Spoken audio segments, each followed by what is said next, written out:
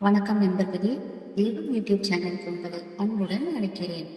கார்த்திகேய காயத்ரி மந்திரத்தை தினமும் உச்சரிப்பதன் மூலம் பயம் நீங்கி தைரியம் பிறக்கும்.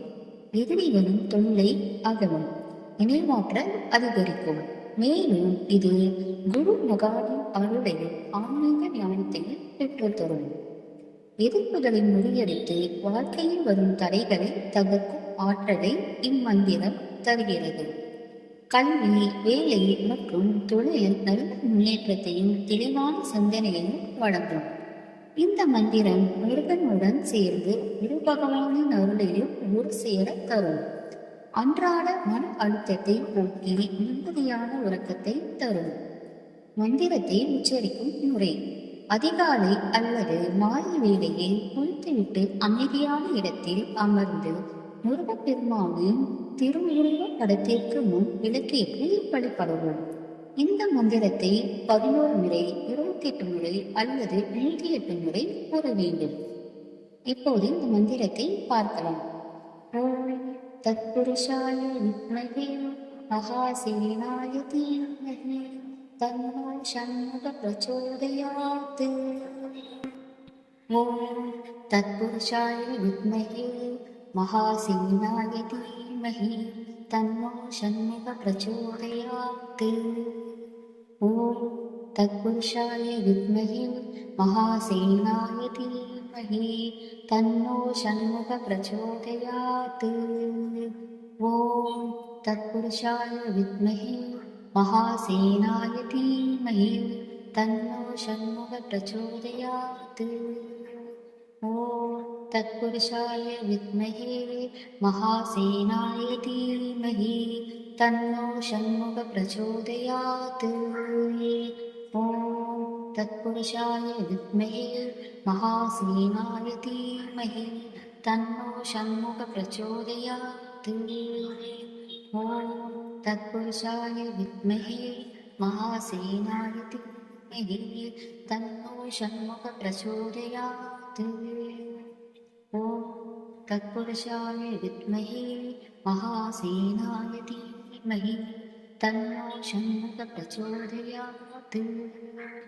ஓம் தத்புருஷாய வித்மஹே மகாசேனாய தீமஹி தன்னோ ஷண்முக பிரச்சோதயாத். ஓம் தத்புருஷாய வித்மஹே மகாசேனாய தீமஹி தன்னோ ஷண்முக பிரச்சோதயாத். ஓம் தத்புருஷாய வித்மஹே மகாசேனாய தீமஹி தன்னோ ஷண்முக பிரச்சோதயாத். ஓம் தத்புருஷாய வித்மஹே மகாசேனாய தீமஹி தன்னோ ஷண்முக பிரச்சோதயாத். ஓம் தத்புருஷாய வித்மஹே மகாசேனாய தீமஹி தன்னோ ஷண்முக பிரச்சோதயாத். ஓம் தத்புருஷாய வித்மஹே மகாசேனாய தீமஹி தன்னோ ஷண்முக பிரச்சோதயாத். ஓம் தத்புருஷாய வித்மஹே மகாசேனாய தீமஹி தன்னோ ஷண்முக பிரச்சோதயாத். ஓம் தத்புருஷாய வித்மஹே மகாசேனாய தீமஹி தன்னோ ஷண்முக பிரச்சோதயாத். ஓம் தத்புருஷாய வித்மஹே மகாசேனாய தீமஹி தன்னோ ஷண்முக பிரச்சோதயாத். ஓம் தத்புருஷாய வித்மஹே மகாசேனாய தீமஹி தன்னோ ஷண்முக பிரச்சோதயாத். ஓம் தத்புருஷாய வித்மஹே மகாசேனாய தீமஹி தன்னோ ஷண்முக பிரச்சோதயாத். ஓம் தத்புருஷாய வித்மஹே மகாசேனாய தீமஹி தன்னோ ஷண்முக பிரச்சோதயாத். ஓம் தத்புருஷாய வித்மஹே மகாசேனாய தீமஹி தன்னோ ஷண்முக பிரச்சோதயாத். ஓம் தத்புருஷாய வித்மஹே மகாசேனாய தீமஹி தன்னோ ஷண்முக பிரச்சோதயாத். ॐ तत्पुरुषाय विद्महे महासेनाय धीमहि तन्नो षण्मुखः प्रचोदयात्। ॐ तत्पुरुषाय विद्महे महासेनाय धीमहि तन्नो षण्मुखः प्रचोदयात्। ॐ तत्पुरुषाय विद्महे महासेनाय धीमहि तन्नो षण्मुखः प्रचोदयात्। ॐ तत्पुरुषाय विद्महे महासेनाय धीमहि तन्नो षण्मुखः प्रचोदयात्। ॐ तत्पुरुषाय विद्महे महासेनाय धीमहि तन्नो षण्मुखः प्रचोदयात्। ॐ तत्पुरुषाय विद्महे महासेनाय धीमहि तन्नो षण्मुखः प्रचोदयात्। ॐ तत्पुरुषाय विद्महे महासेनाय धीमहि तन्नो षण्मुखः प्रचोदयात्। ॐ तत्पुरुषाय विद्महे महासेनाय धीमहि तन्नो षण्मुखः प्रचोदयात्। ॐ तत्पुरुषाय विद्महे महासेनाय धीमहि तन्नो षण्मुखः प्रचोदयात्।